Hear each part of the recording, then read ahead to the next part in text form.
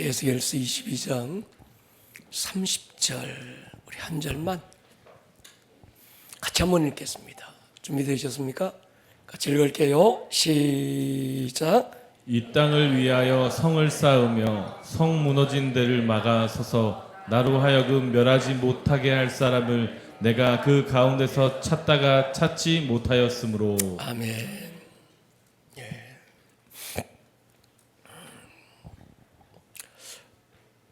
2025년 올 한 해는 우리 교회에 BC와 AD가 나누어지는 중요한 시즌인 건 틀림없습니다. 창립 15주년을 맞추어서 새로운 임직자들이 세워지고 유례없던 일시멈춤을 통해서 오늘 우리의 현 주소를 다시 들여다보면서 비본질적인 거품들을 빼내기 시작했습니다. 10데이스 리바이벌 10번의 집회를 통해서 우리는 리스타트를 선포했고 결국은 리바이벌을 향해 달려갈 것입니다. 우리는 물었어요.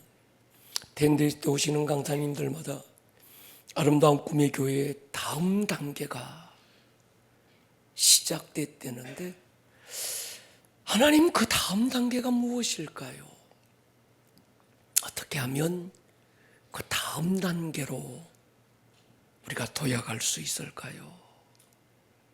선명하지는 않았지만 끝없이 감동하시는 두 가지 주제가 중보기도와 예배였습니다. 그래서 우리는 오늘부터 금철에서 4주간 중보기도에 집중하고 우리가 엘리사를 찾아가고 있는데 끝나면 10월부터는 다시 예배를 일으키기 위해서 우리의 예배를 점검하고 무너진 예배의 성을 다시 세우는 그 과정을 약 한 5주 정도 해나가려고 합니다. 여러분, 채워지지 않으면 넘어갈 수 없는 것이 기도더라고요. 물이 아귀까지 차야 맹물이 포도주가 되는 것처럼 채워져야 될 기도의 양이 있더라고요. 또 혼자의 기도로는 넘어갈 수 없는 어떤 임계점이 있더라고요. 에스더가 중대한 문제 앞에서는 유다인 모두에게 중보기도와 금식을 요청하고 왕에게 나아간 것처럼 나의 기도가 아닌 또 다른 누군가의 중보기도를 통해서만 뚫어낼 수 있는 어떤 두터운 장벽이 있습니다. 여러분, 예수님이 무슨 중보기도가 필요하셨을까요? 그분은 중보하시는 분이죠.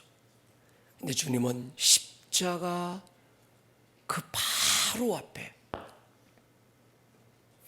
무슨 힘이나 있을까 싶은 제자들에게 중보를 요청합니다. 나를 위하여 기도해다오. 여러분, 다른 누군가의 기도가 필요 없는 사람이 있을까요? 없을까요? 저를 보세요. 목사님, 나는요 누구 기도도 필요 없고 나는 내 기도, 내 믿음 나로서 충분하다고 자신할 수 있는 사람이 누가 있을까요? 받은 직분이 중하면 중할수록 부르심의 크기가 크면 클수록 우리가 깨닫는 건 나의 약함이거든요. 바울 보십시오.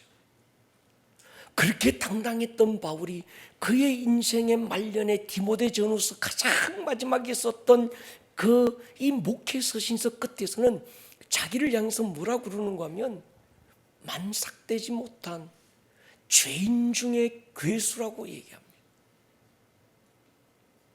바울도 여러 교회들에게 중보를 요청합니다. 중보도요, 어느 개인을 위한 중보도 있고 어느 교회와 공동체를 위한 중보도 있지만 한 도시를 위한 중보도 있고 더 나아가서는 하나님의 세계 경영의 차원에서 중보하는 중보자들이 있습니다. 영성의 가장 깊은 차원이 뭘까요? 중보예요. 영성의 봉우리, 가장 높은 봉우리가 뭘까요? 중보의 자리입니다. 가장 큰 사랑은 무엇으로 표현될까요? 다른 누군가를 위한 중보로 나타납니다. 하나님은 오늘도 누구를 찾고 계실까요? 하나님은 어떤 교회를 찾고 계실까요? 하나님이 찾으시는 사람, 하나님이 찾으시는 교회, 이런 사람, 이런 교회라고 오늘 에스겔서 우리가 읽었던 이 말씀이 그렇게 말합니다. 이 땅을 위하여 성을 쌓고 성 무너진 데를 막아서서 나로 하여금 멸하지 못하게 할 사람. 이건 원어에 보면 한 사람이에요. 내가 그 가운데에서 그 한 사람을 찾다가 찾지 못해서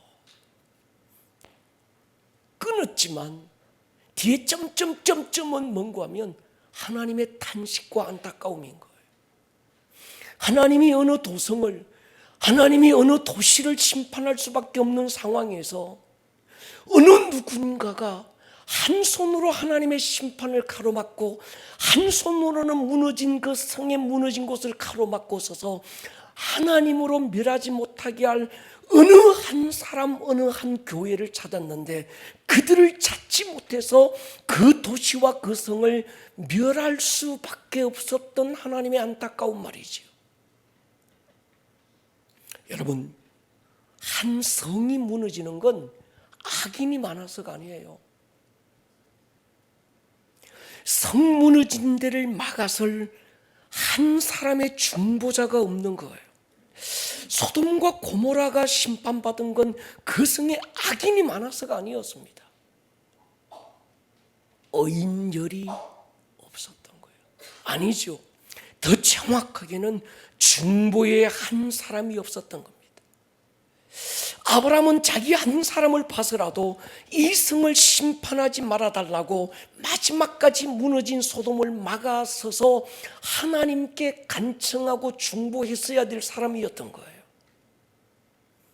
그 한 사람이 중보의 열정을 마치는 순간에 하나님은 심판할 수밖에 없었던 거죠. 그러니까 이 시대 비극은 목사님 시대가 악합니다. 아닙니다. 시대가 악해서 하나님이 일하지 못하는 게 아니에요. 하나님이 일하시지 않는 유일한 한 가지는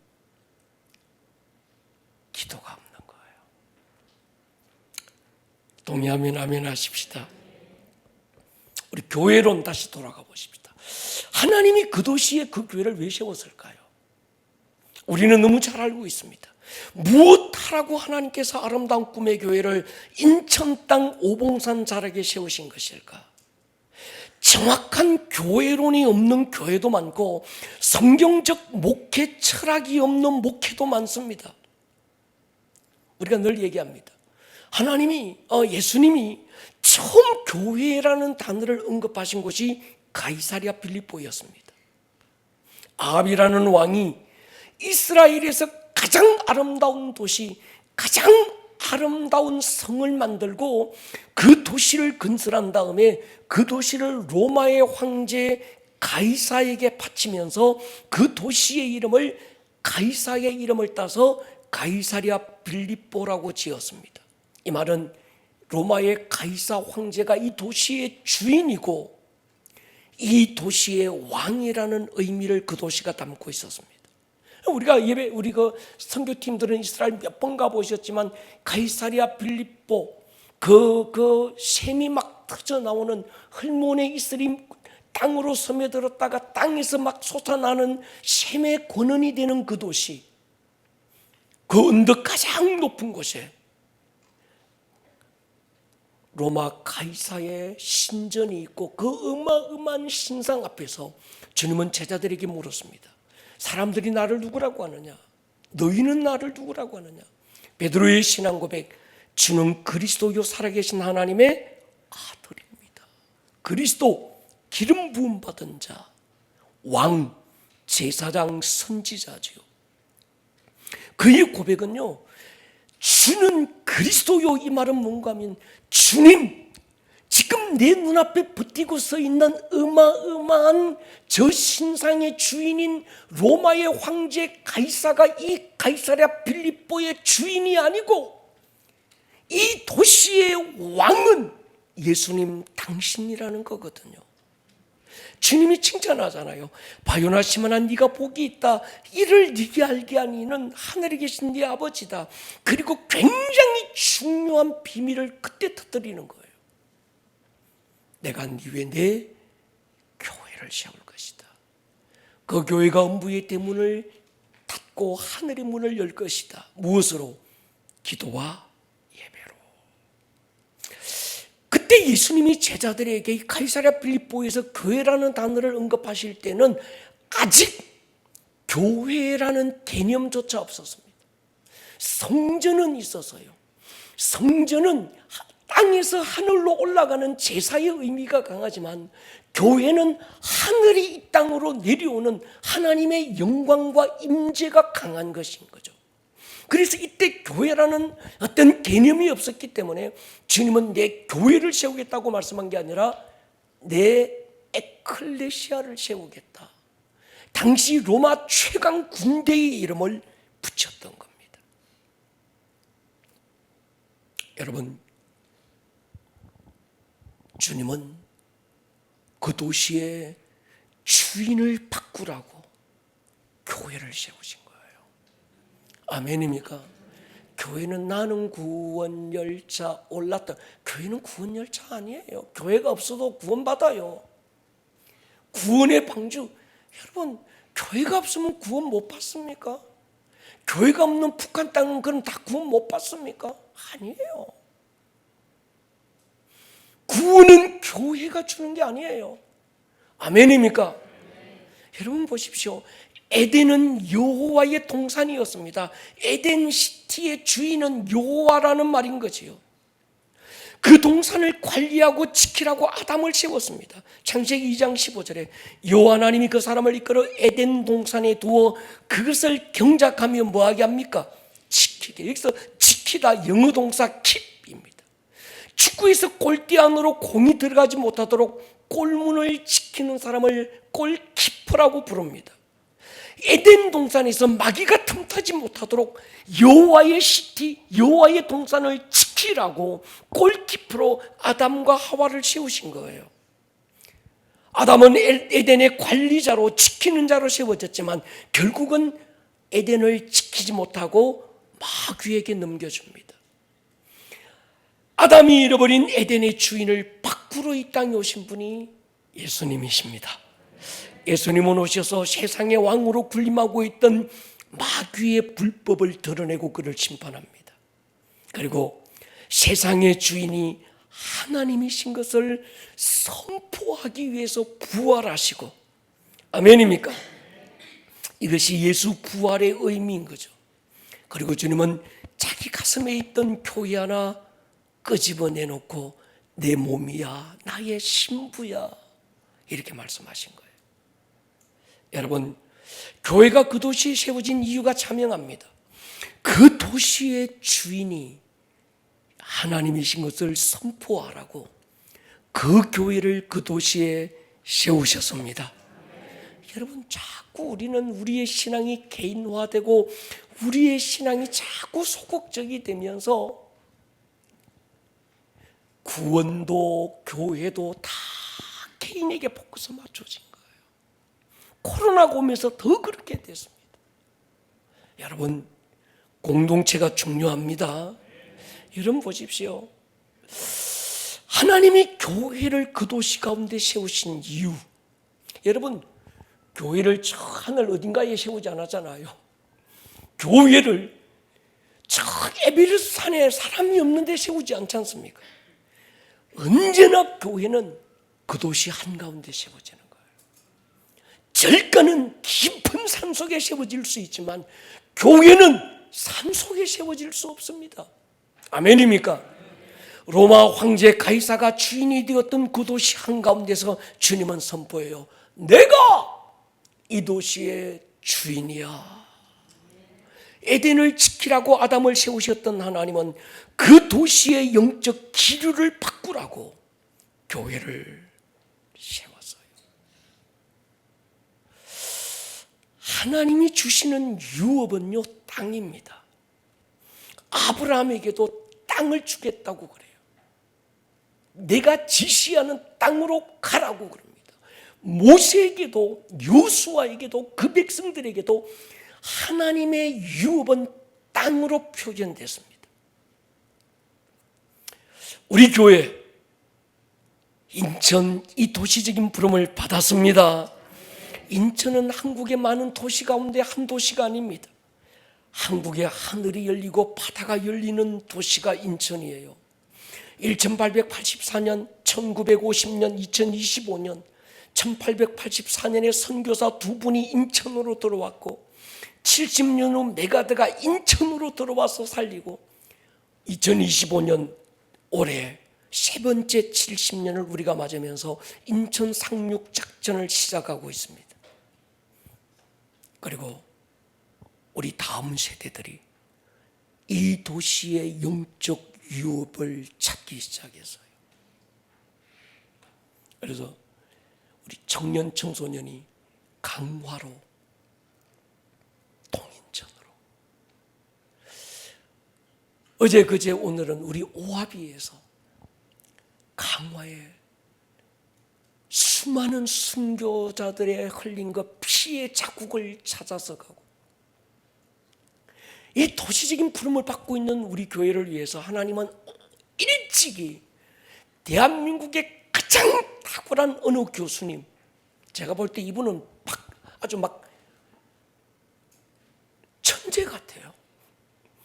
이분이 오래전부터 인천 이 도시에 구석구석 배어있는 순교의 피자국을 일일이 찾아서 다큐멘터리로 만들기 위해서 이 사람이 다 준비했더만요. 우연찮게 이분이 그때 그 가수 누구지? 송정미 가수 그 중보자로 우리 교회에 왔다가 저를 만나면서 우리 교회는 이런 비전이 있다. 이분이 깜짝 놀라서 그때부터 우리 교회에 자기하고 너무 이뻤다는 거예요. 여러분, 우리 교회 이 도시의 유업을, 대한민국의 유업이 이 도시에서 시작되었고 우리가 그 유업을 찾아갈 것입니다. 우리의 다음 세대에 아름답게 계승되기를 축복합니다. 제가 가끔씩 유튜브 보면 말도 안 되는 인간들이 옥하는 목사님을 욕하고 하용주 목사님이 뭐가 어떻고 저떻고 막 이거 짜집기 자료 막 만들어 가지고 비난하고 한국의 유명한 조용기 목사님 이것만 어떻게 그 인간들 눈에는 어떻게 그런 것만 보이는지 그거 막 뒤져가지고 욕하고 여러분, 그런데 속지 않을 수 있기를 축복합니다. 그분들이 이 대한민국에 쏟아냈던, 이 민족에 쏟아냈던 아름다운 영적 유업들을 이것들이 망가뜨리는 거예요. 할렐루야. 우리는 그 앞선 목회자들, 정말 세계적인 이 목회자들이, 이 아름다운 믿음의 선배들이 이 나라 이 강산에서 흘렸던 그 눈물과 기도와 영적 아름다운 유업들을 우리가 그대로 사모하고 받고 그걸 또 우리의 자손들 다음 세대에 또 물려주고 보내주고 그들 또한 그 영적 유업 위에 또 자기들의 어떤 그 신앙을 더해서 더 아름답게 세워져가는 이 은혜가 있어야 되지 않겠냐는 거예요. 할렐루야. 그런 유튜브 좀 보지 마세요. 그것도 전도사라는 인간이 말이죠. 지가 뭐 안다고?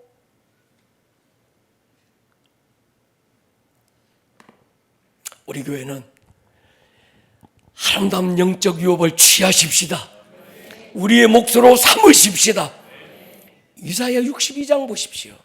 시작. 예루살렘이여 내가 너의 성벽 위에 파수꾼을 세우고 그들로 하여금 주야로 계속 잠잠하지 않게 하였느니라. 너희 여호와로 기억하시게 하는 자들아 너희는 쉬지 말며 또 여호와께서 예루살렘을 세워 세상에서 찬송을 받게 하시기까지 그로 쉬지 못하시게 하라. 아멘. 이렇게 읽어보면 어떨까요? 띄워봐라. 아름다운 꿈의 교회여, 내가 너의 성벽 위에 파수꾼을 세우고 그들로 하여금 주야로 계속 잠잠하지 않게 하였느니라.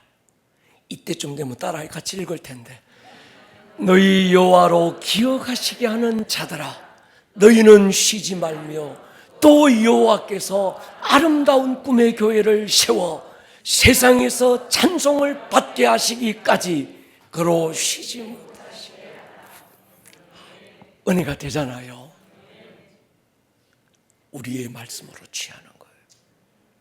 주님은 예루살렘이라는 단어를 대신해서 아름다운 꿈의 교회를 넣어도 얼마든지 무방하지 않겠냐는 거예요.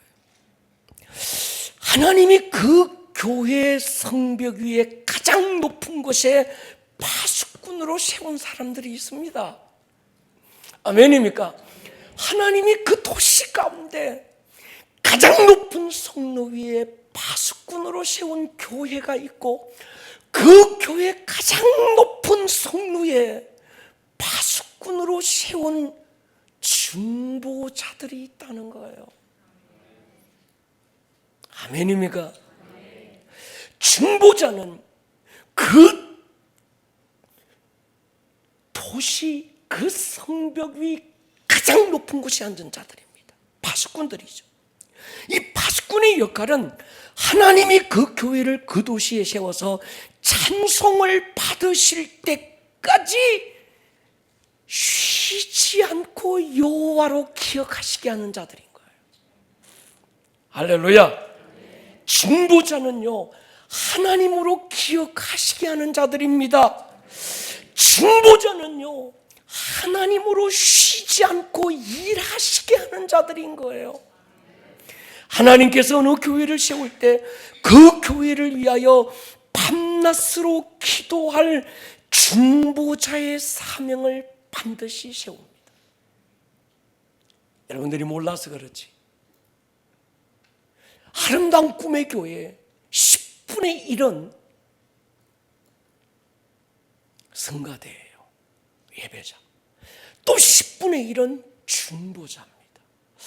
그 사람이 내가 중보자라는 걸 알든 모르든 깨닫든 깨닫지 못하든 하나님께서 그 사람을 아름다운 꿈의 교회에 심으실 때는요 그 많은 성도들 가운데 10분의 1은 성벽 위에 파수꾼으로 세우신다는 거예요. 물어보십시오. 4번의 집회가 이어질 동안에 주여 그 사람이 나입니까? 아멘. 자, 이 두 말씀을 한번 종합해 보십시다. 에스겔서 22장 30절 시작. 이 땅을 위하여 성을 쌓으며 성 무너진 데를 막아서서 나로 하여금 멸하지 못하게 할 사람을 내가 그 가운데서 찾다가 찾지 못하였으므로. 이 사람은 누굴까? 이사야 62장이에요. 예루살렘이여 내가 너의 성벽 위에 파수꾼을 세우고 여호와로 멸하지 못하도록 성 무너진 데를 가로막고 서 있는 그 한 사람.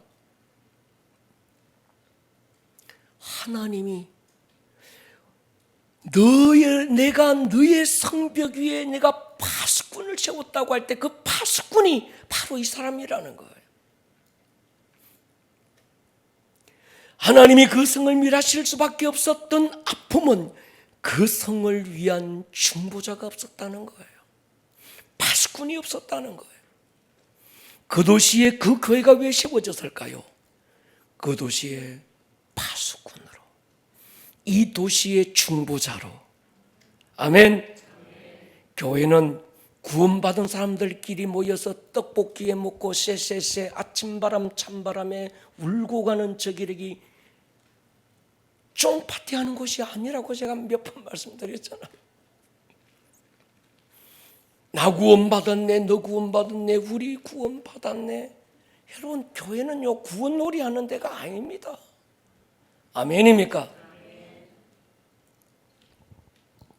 교회는 그 도시를 지키라고 성벽 위에 하나님이 번쩍 들어서 세우신 파수꾼이에요. 아름다운 꿈의 교회가 부산에 안 있고 왜 인천에 있을까요? 그것도 가장 대한민국의 핵심, 가장 영적 유업이 많은 이 도시에, 하늘이 열리는 이 도시, 인천항에서 바다가 열리는 이 도시,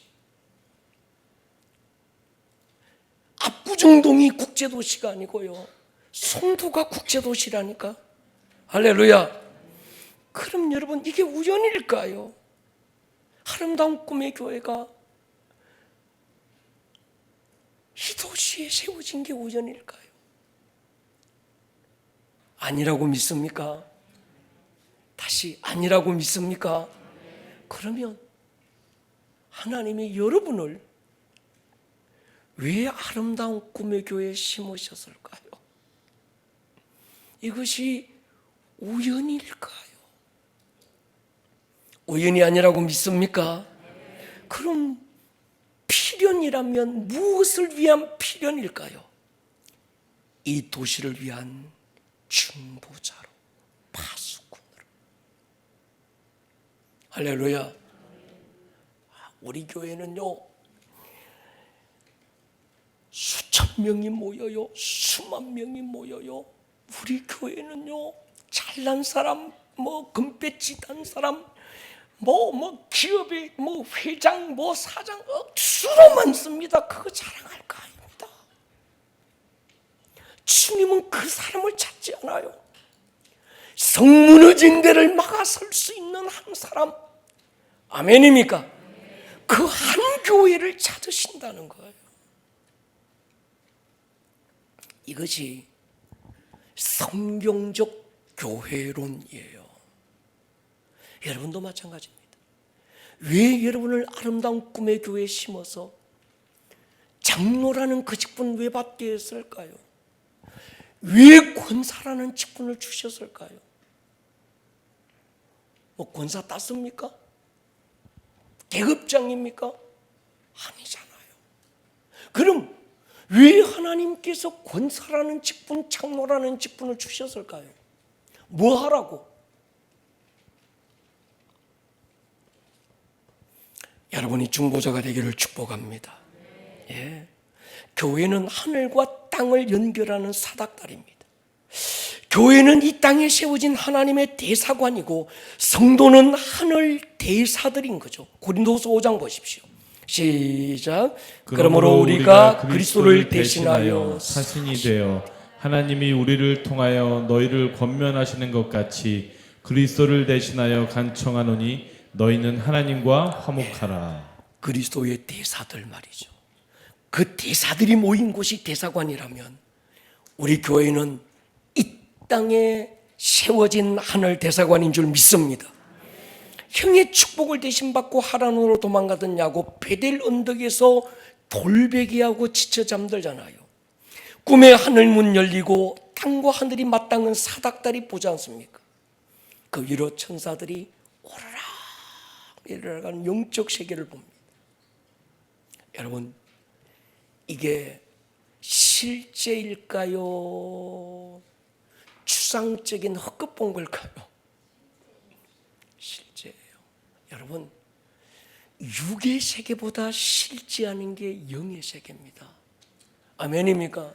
사람들이 자꾸 영의 세계를 추상적으로, 관념적으로 막연하게 생각하는데 베델의 언덕에 열렸던 하늘의 문, 그 하늘 문 사이로 사닥다리 하나 내려오고 거기에 천사들이 오르락내리락 한 건 다 이 야곱이 헛것 본 거 아니고요. 실제적인 사건인 줄로 믿습니다. 여러분 보십시오. 기도의 현장에서 일어나는 영적 실제가 있습니다. 여러분이 잠깐이지만 예수의 이름으로 기도하는 순간에는 여러분들이 육안으로 마음의 눈이 안 열려서 그런데 마음의 눈이 열리고 나면요, 우리가 이 땅에서 작은 신음 한마디 내어 놓을 때 그 한마디의 기도가 영적 세계에 어떤 진동을 일으키는지 보게 될 것입니다. 하늘의 문이 열리고 땅과 하늘이 맞닿는 사닥다리가 내려오는 걸 보게 될 거예요. 그 많은 천사들이 금대접에 여러분들의 기도를 담고 아버지께로 가는 걸 보게 될 것입니다. 이건 실제 상황입니다. 이건 관념도 아니고 어떤 추측도 아니고 이건 그냥 막연한 어떤 그런 기대도 아니라는 거예요. 천사들이 하늘과 땅을 오가며 가장 중요한 하는 일이 뭘까요? 금쟁반에 성도들의 기도를 담고 하나님께 가고 응답을 받아 우리에게 내려오는 일입니다. 모든 성도의 기도를 귀하게 여기지만 가장 귀하게 여기는 기도는 중보기도예요. 중보자는요, 치유의 사닥다리고, 중보자는 화해의 사닥다리고, 중보자는 축복의 사닥다리예요. 아멘입니까? 주기도문 참 많이 들었습니다. 잘 이해하고 있습니다. 주님이 가르쳐주신 기도 핵심 두 가지 뭡니까? 하나님의 나라가 임하시옵소서. 하나님의 통치, 하늘에서 이루어진 하나님의 뜻이 이 땅에서 이루어지십시오. 그러니까 여러분, 주기도문은요, 개인기도 아니에요. 하늘에 계신 우리 아버지, 우리가 우리에게 일용할 양식을 주시고 전부 나가 아니라 우리라는 거예요. 그러니까 주기도문은요, 중보기도예요. 아멘입니까?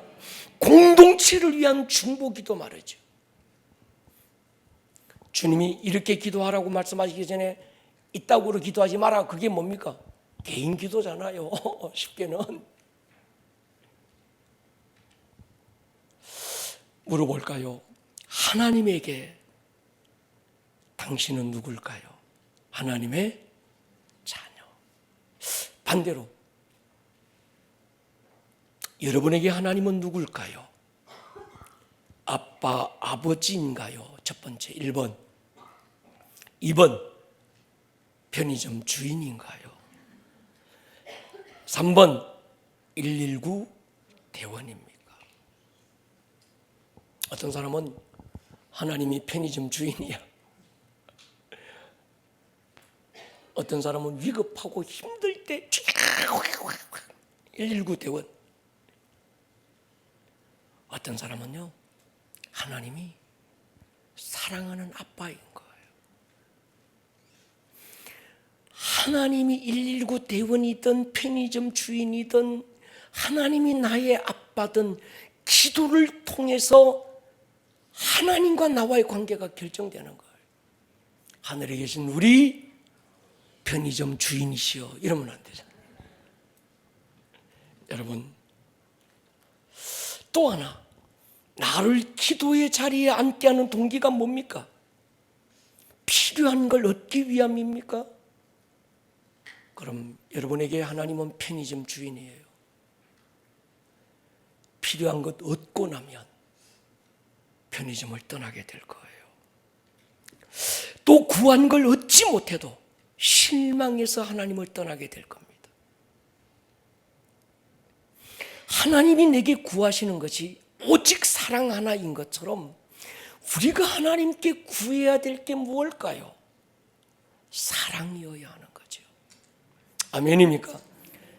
믿음은 한마디로 정의하자면 뭘까요? 사랑입니다. 사랑이 신앙의 동기여야 되는 거지요. 아들까지 내어주신 그 하나님이 우리에게 요구하는 게 뭘까요? 마음을 다하고 힘을 다하고 또 뭐요? 목숨을 다하여 주 너희 하나님을 뭐해라? 사랑을 요구하는 거예요. 내 신앙에 사랑이 빠지면 아무것도 없는 겁니다. 여러분, 천국에 왜 가고 싶습니까? 천국은요, 도로가 황금길이래요. 그래서 가고 싶습니까? 이 땅에서 못 가져본 황금, 아주 그 이 트라우마를 극복하기 위해서 막 밟아보려고 갑니까? 왜 천국 가려고 합니까? 눈물도 없고 아픔도 없고 죽음이 없는 곳이라서 가고 싶습니까? 만약에요, 내가 사랑하는 주님이 그 천국에 없다면 포장된 황금이 뭔 의미가 있겠어요? 여러분, 10년, 20년 사는 게 아니고 영원히 살게 될 텐데, 거기서 그 주님이 없다면 얼마나 지루하겠어요, 천국이. 목사님, 그때 지루하더라도 오늘 실컷 나 천국 가서 좀 밟아볼랍니다. 여러분, 우리가 천국 가야 될 이유가 있습니다. 내가 사랑하는 그 주님이 거기 계셔서. 할렐루야. 신앙의 동기가 사랑이 아니면 미신인 거예요. 기도의 동기가 얻어야 될 것만 있다면 미신인 거예요. 이 땅에서 받을 복이 전부라면 기복입니다. 그러니까 중보자의 가슴에서 폭발하고 터져버려야 되는 다이너마이트가 있다면 뭘까요? 사랑이에요. 아멘입니까? 사랑이 중보를 멈출 수 없게 하는 거예요. 한 번도 만나본 적 없는 북한 성도들을 위하여 어떤 누구는 죽으라고 중보의 자리에 찾아 눈물을 쏟는 이유가 뭡니까? 사랑이 출발이 아니라면요, 뭔 의미가 있겠어요? 사랑이 출발이 아니라면 하나님이 육신을 입고 이 땅에 와서 가슴을 찢어야 될 이유를 무엇으로 해석할까요? 여러분, 중보는 하나님의 사랑에서부터 시작돼야 합니다. 그러니까 중보자에게는요, 사랑의 영이 부어지게 돼 있습니다. 아멘입니까? 한 번도 만나본 적도 없는 하나님 없는 저 땅 저 백성들을 끌어안고 그냥 이름만 불러도 눈물이 줄줄줄. 그게 중보거든요. 오늘 여러분 안에 중보의 영이 부어지기를 축복합니다. 하나님의 눈물이 부어지기를 축복합니다. 하나님의 아픔이 새겨지기를 축복합니다. 창세기 18장 소돔과 고모라를 위해서 아브라함의 중보의 시작은요, 그 악한 도성을 향한 하나님의 아픔에서부터 시작된 거예요. 요나는 박능굴 하나가 소중했지만 하나님께는 비록 하나님을 버린 악한 백성이지만 그 한 영혼이 훨씬 더 귀했기 때문에 요나를 보내신 거예요. 아멘입니까? 그러니까 우리는 박능굴이 귀해. 요나는 박능굴이 더 귀한데 하나님께는 박능굴이 아니고 뭐가 더 귀할까요? 한 영혼이 더 귀한 거예요. 한 니느웨라고 하는 한 도시가 더 귀하다는 거예요. 이 마음이 우리 교회에 부어지기를 축복합니다. 중보자는 하나님의 마음을 가진 자입니다. 중보자는 하나님의 비밀을 가진 자예요. 중보자의 가슴에는 언제나 주님의 마음이 고여 있고 하나님의 눈물이 고여 있게 돼 있습니다. 그러니까 중보자는, 목사님 난 오늘부터 중보자 될 거예요. 설교 들어보니까 제일 높은 자리 있다 그러고 제일 큰 사랑의 표현이라고 나 중보자 될 거예요 해서 중보자가 되는 게 아닙니다. 중보자는 하나님이 콜링하시는 거예요. 아멘입니까? 소돔을 위하여 아브라함을 찾아가셨고 니느웨를 위해서 요나를 보내신 분이 하나님이었습니다. 아브라함이 내가 갈게요 이러지 않았습니다.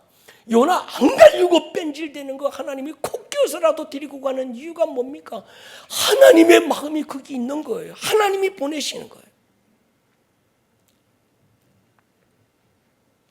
니느웨는 용서받았습니다. 소돔은 심판받았지만, 니느웨는 용서하고 소돔은 심판받았지만 하나님의 진심은 소돔마저 용서하고 구원하는 것이었습니다. 사랑이 가장 중요한 동기다 하면 딱 떠오르는 한 분이 누굴까요? 예수님이죠. 그분이 부활하여 하나님 보좌 우편에서 하시는 사역이 있다면 무엇일까요? 예? 아니, 사랑이라고 얘기했는데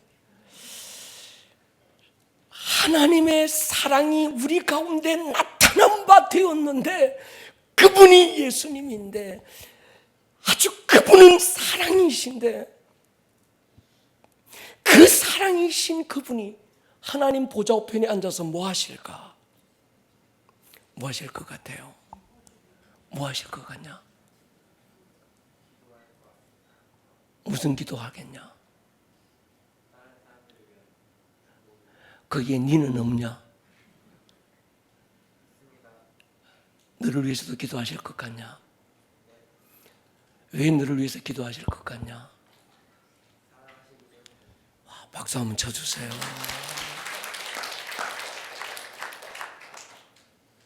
히브리 9장 15절 보십시오. 이로 말미암아 그는 새 언약의 중보자다. 요한일서 2장 1절. 자녀들아 내가 있을 너에게 있으면 너희로 죄를 범하지 않게 하려 함이라. 만일 누가 죄를 범하였을지라도 아버지 앞에서 우리에게 뭐가 있다? 태언자가 있다. 의로우신 예수다. 김전 2장 5절. 하나님은 한 분이시요 하나님과 사람 사이의 중보자도 누구다? 한 분이다. 사람이신 예수라. 히브리 8장 6절. 시작. 그러나 이제 그는 더 아름다운 직분을 얻으셨으니 그는 더 좋은 약속으로 세우신 더 좋은 언약의 중보자시라. 아멘. 그분은 사랑으로 야를 위해서 중보하신대요. 여러분을 위해서 중보하시는 줄로 믿습니다. 예수님을 모른다 부인하고 돌아섰던 베드로가 회개하고 돌아오지요. 그리고 사도행전의 교회의 초석이 되고, 그리고 모든 교회의 영적 리더로 세워집니다. 베드로가 잘나서가 아니었어요. 누가복음 22장 보십시오. 시몬아 시몬아 보라 사탄이 너희를 밀가부로도 다리고 요구하였으나 내가 너를 위하여 내 믿음이 떨어지지 않기를 뭐 했다고 그럽니까? 기도했다. 너는 돌이킨 후에 네 형제를 굳게 해라. 성령님의 핵심 사역이 뭘까요? 중보지요. 로마서 8장요. 시작. 이와 같이 성령도 우리의 연약함을 도우시나니 우리는 마땅히 기도할 바를 알지 못하나 오직 성령이 말할 수 없는 탄식으로 우리를 위하여 친히 간구하시느니라. 마음을 살피시는 이가 성령의 생각을 아시나니 이는 하나님의 뜻대로 성도를 위하여 간구하심이니라. 아멘. 하나님이 성령이 하나님의 뜻대로 효봉이를 위하여 간구하심이니라. 왜 성령님도 예수님도 우리를 위해서 중보하실까요? 사랑이니까. 사랑하면 중보하게 돼 있습니다. 자녀를 사랑하는데 자녀를 위해 중보하지 않을 수 없어요. 어머니 기도해. 예. 부모를 사랑하는데 부모를 위해서 중보하지 않을 수 없습니다. 교회를 사랑하면서 교회를 위해 중보하지 않을 수 없습니다. 나라를 사랑하는데 어떻게 나라를 위해 기도하지 않을 수 있을까요?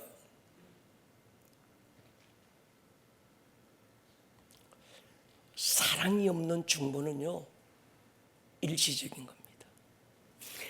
내가 사랑하는 그분의 마음이 그 사람에게로 흐르고 있는데 어떻게 그 사람을 위해서 기도하지 않겠습니까? 내가 사랑하는 그분의 마음이 그 백성을 향하여 눈물로 흐르고 있는데 어떻게 내가 그 백성을 위하여 기도하지 않을 수 있겠습니까? 제가 이스라엘을 처음 부름받고 처음 그 땅을 밟았을 때 많이 울었어요. 저는 학교에서 대체신학을 배웠거든요. 성경에 나오는 이스라엘은 다 교회가 대신했다, 이스라엘은 필요 없다 이랬습니다. 그런데 성경을 다시 읽어보니까 로마서 9장에서 로마서 10장에서 성경 구석구석에서 히브리서에서 복음을 받은 그들, 그 땅에서 시작된 그 믿음의 아름다운 유업들, 그러니까 하나님의 마음이 그 땅에 그 백성에 흐르고 있는 게 느껴지니까 그 땅을 위해서 중보 안 할 수가 없더라고요. 누군가가 아름다운 꿈의 교회 이 목사님은 왜 이스라엘을 위해서 그렇게 기도합니까? 그 땅을 향한, 그 백성을 향한 나의 눈물이 아니라 내가 사랑하는 그분의 마음이 그 땅에 있고, 내가 사랑하는 그분의 마음이 그 백성에게 있고, 정말 그들 조상들과 약속했던 그 약속을 주님은 잊지 않고 반드시 이루기를 원하고 계시는데 어떻게 내가 기도하지 않을 수 있겠냐는 거예요. 자, 여러분, 성경의 지명 가운데 헤브론이 있습니다. 헤브론은 성경에서 굉장히 중요합니다. 예루살렘 남쪽 30km에 위치한 가장 높은 성읍 930m 고지에 있는 성읍이 헤브론입니다. 롯이 소돔으로 떠나고 혼자 남은 아브라함이 머물렀던 곳이 헤브론 마므레였습니다. 그곳 상수리 나무 아래 있을 때 하나님이 두 천사를 데리고 아브라함을 찾아와요. 창세기 13장도 한번 보십시오. 아브라함이 장막을 옮겨 헤브론에 있는 마므레 상수리 수풀에 거주했다. 거기서 제단을 쌓았다. 18장 보십시오. 여호와께서 마므레 상수리 나무들이 있는 곳에서, 거기가 어디입니까? 헤브론. 아브라함에게 나타나시니라. 창세기 25장 보십시오. 그 후에 아브라함이 그 아내 사라를 가나안 땅 마므레가 어디 있다고요? 헤브론 막벨라 굴의 밭굴에 장사하였더라.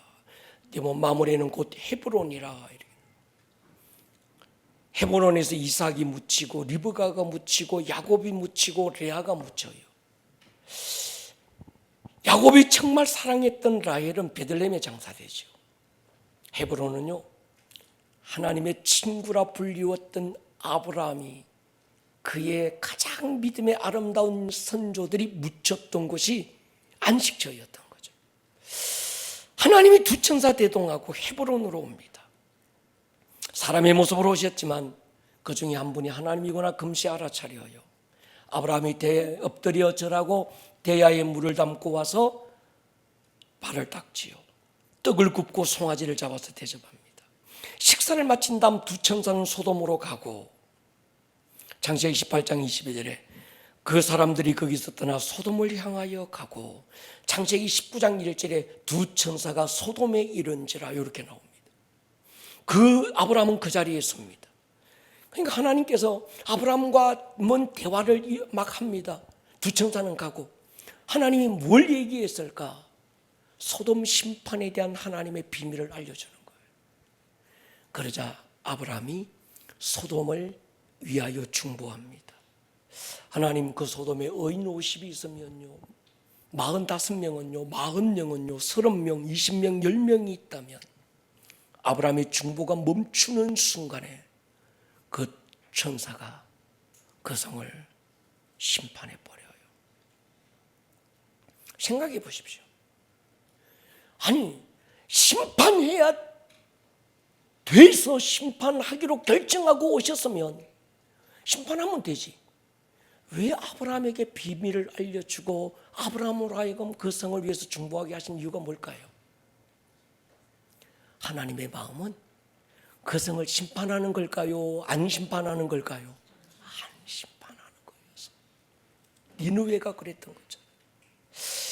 아모스 3장 7절에 주 여호와께서는 자기의 비밀을 그종 선지자에게 보이지 않고는 결코 행하심이 없다. 아브라함에게 그걸 가르쳐 주시는 겁니다.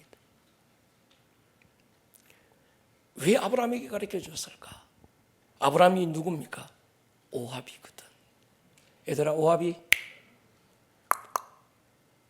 아브라함이 하나님의 오합이어서 하나님의 비밀을 가르쳐 준 거예요. 니들 비밀은 친구한테는 얘기하잖아. 안 하나? 친구는 비밀을 지켜주는 사람. 엄마 아빠한테는 비밀인데도 친구한테는 비밀을 알려줘. 하나님이 아브라함에게 비밀을 알려줘. 왜? 오합이니까. 네봇 아브라함. 헤브론의 이름이 뜻이 친구라는 뜻입니다. 헤브론은 가장 높은 성읍이지만 중보의 성읍이었어요. 중보는요, 하나님의 친구들만 공유하는 비밀입니다. 중보의 깊이는 내게 있지 않습니다. 하나님 그분의 마음으로부터 시작된 거예요. 그러니까 여러분, 중보는 하나님으로부터 나왔기 때문에 중보 기도는 하나님이 반드시 뭐한다? 응답하신다. 할렐루야. 다만 시간은 그분께 있는 거예요. 성벽 위의 자리가 파수꾼의 자리라면 헤브론은 가장 높은 성읍인 거예요. 해발 930m, 가장 높은 성읍. 이스라엘에 많은 도시들이 있는데 도시 중에 가장 높은 위치에 있는 그것은 헤브론인 거예요. 하나님의 친구. 또 다른 헤브론으로 가보자고요. 누구에게로 가야 될까요? 이 산지를 내게 주소서. 갈렙의 멘토지요. 여호수아 14장 보십시오. 그날에 여호와께서 말씀하 이 산지를 내게 주소서. 그날 당신도 그날에 들으셨거니와 그곳에는 아낙 사람이 있고 성읍들은 크고 견고할지라도 여호와께서 나와 함께 하시면 내가 여호와께서 말씀하신 대로 그들을 쫓아내리리다. 여호수아가 그 여분네 아들 갈렙을 위하여 축복하고 뭐 주었다? 헤브론을 그에게 주어.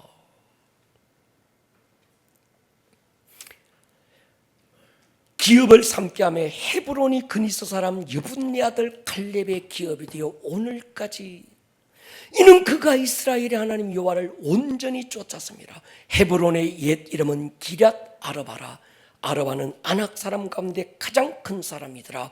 그리고 그 땅에 뭐했다? 전쟁이 그쳤다. 여호수아와 함께 가나안을 정복했던 최고의 노장 갈렙은 헤브론을 요구합니다. 갈렙이 헤브론을 정복하기 전 그 이름은 기럇 아르바입니다. 갈렙이 기럇 아르바를 정복하면서 그 이름을 헤브론, 친구라고 바꾸는 거예요. 헤브론은 갈렙의 기업이 되어 용사의 땅으로 변합니다. 가장 친밀한 땅, 친구의 땅이 가장 강력한 용사의 땅이 된 거예요. 군하시는 신부 말이죠. 중보자는요, 용사의 영을 가진 자예요. 아멘입니까? 띠로 보이지 않는 어둠의 영들을 향하여 하나님의 승리를 선포하는 사람들. 남들이 자각하지 못하는 영적 세계를 보고 알고 영적 세계의 지각 변동을 일으킬 수 있는 위대한 용사 헤브론, 하나님의 사랑꾼들 말이죠. 사울이 죽고 가장 먼저 유다 사람들이 다윗에게로 올라와서 자기의 왕이 되어주기를 간청합니다. 드디어 유다의 왕으로 기름 부음 받은 곳이 어디일까요? 헤브론이에요. 거기서 7년간 유다의 왕으로 다스립니다. 역대상 29장. 이스라엘을 다스린 기간이 40년이라 어디에서? 헤브론에서 7년. 다윗이 이스라엘 모든 전역의 왕이 되기 전에 7년간 가장 먼저 헤브론에서 왕이 되는 거예요. 헤브론의 가장 큰 의미는 도피성이죠. 부지 중에 사람을 죽인 살인자가 피해 보복자를 피해서 마지막으로 피했던 유일한 피난처가 헤브론이었습니다. 여러분 보십시오. 어느 누군가가 친하지도 않고 그저 한두 번 안면 터설 뿐인데 어느 날 내게 오더만 10억을 빌려달래. 빌려줄까요? 안 빌려줄까요? 여러분 보십시오.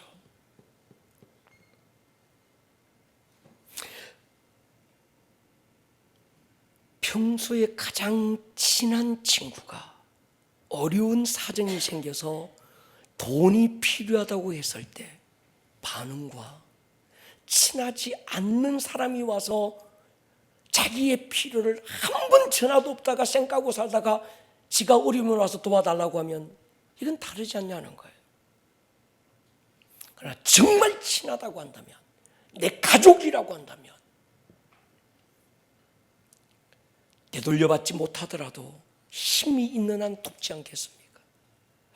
여러분, 기도는요, 주님과 친구여야 하는 거예요. 아멘입니까? 내가 아직 스스로 생각해 주님과 별로 친하지 않다고 생각되는 사람은 주님과 가장 친한 사람이 중보자거든요. 네가 기도하려고 하지 말고 그 사람 찾아가서 기도를 요청해라. 아멘입니까? 떡 한 덩이 빌리러 가잖아요. 누구 친구가 가서, 목사님요, 나는요 평소에 기도도 잘 안 하고요, 주님 쌩 까고 살고요, 내 마음대로 사는데요, 그런데 내게 어려운 일이 닥쳐서요, 주여 해봐도 주님이 쌩 깐다니까. 그럴 때는 누구 찾아가라고요? 중보자를 찾아가십시오. 나를 위해서 기도해 주십시오. 누가복음 11장에 제자들이 주님께 기도를 가르쳐 주기를 간청하고 주님은 주기도문으로 기도를 가르쳐 줍니다. 기도를 가르쳐 주신 다음에 이런 비유를 들어주세요.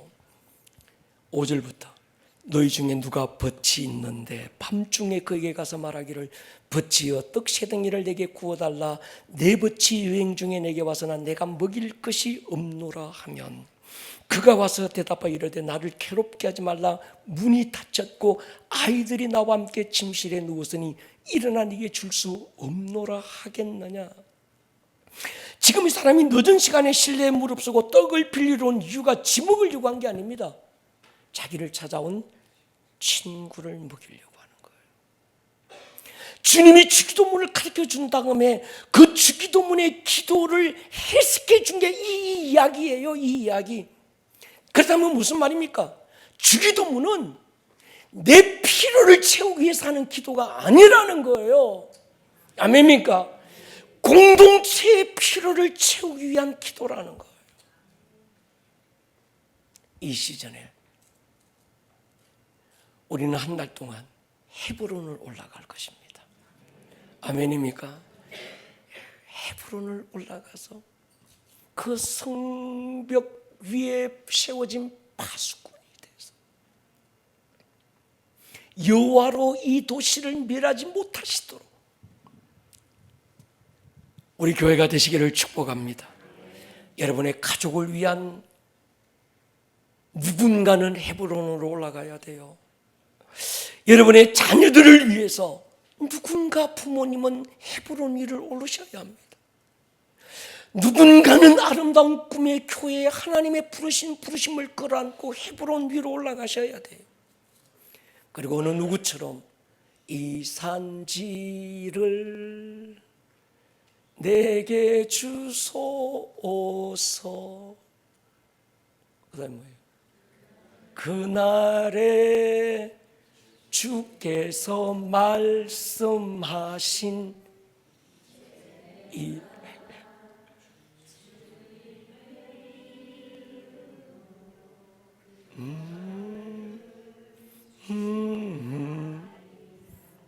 할렐루야. 우리 예배팀 나와 보십시오. 여러분,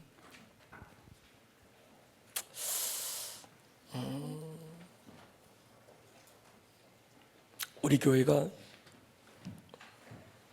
그동안은 목자들만 토요일 예배를 위한 중보는 있는데 우리 교회에 없는 게 있어요. 제가 이 목회사에게 참 외로운 이유가 있습니다. 중보자가 없고 중보팀이 없는 거예요. 그러다 보니까 목자 단톡방에 우리 백이자 권사님 아들이 뭐 지금 뭐 그러면 막 여기 팍팍팍팍 기도합니다.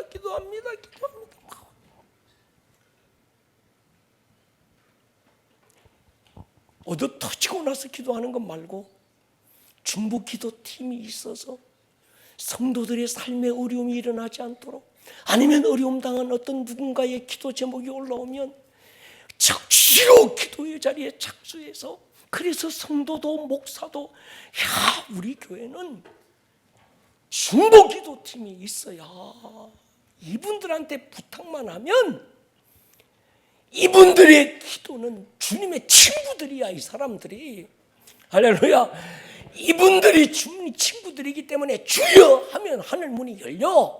아멘입니까? 심판받아 마땅한 그 인간도, 심판받아 마땅한 그 도시도 하나님께서 용서하셔. 할렐루야. 그런 믿음이 갈만한 중보팀이, 중보자들이 일어나야 될 때가 지금인 줄로 믿습니다. 리바이벌이라고 하는 리스타트를 우리가 시작할 때 이게 필요한 거예요. 성도들의 사업을 위해서, 자녀들의 문제로, 아니면 가정의 문제로, 아니면 이 도시의 문제로, 이 나라의 문제로, 어느 골방 깊은 곳에서 두세 사람이 주의 이름으로 모여 하나님 앞에 붙들고 몸부림칠 수 있는 중보자들 말이죠. 할렐루야. 자리에서 우리 한번 일어서십시다.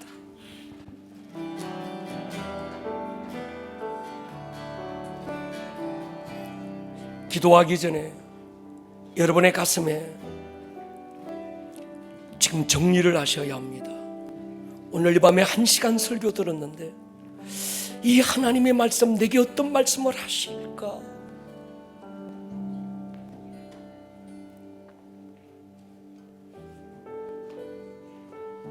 여러분들 가운데 어떤 누군가에게는 사랑의 영을 부으시고 주님의 눈물을 부으시고 주님의 통증을 부으셔서 중보의 자리로 초청하는 분들이 있을 거예요. 주님, 그분들만이 아니라 우리 예수님이 중보자요, 성령님이 중보자요. 주님, 우리 교회가 이 도시의 성벽 위에 파수꾼이 되게 해주십시오. 아멘. 내가 성파가 되게 해주십시오. 아멘. 나를 사용하여 주십시오. 아멘. 중보의 영을 부어주십시오. 아멘. 주여 한번 부르고 기도합니다. 주여.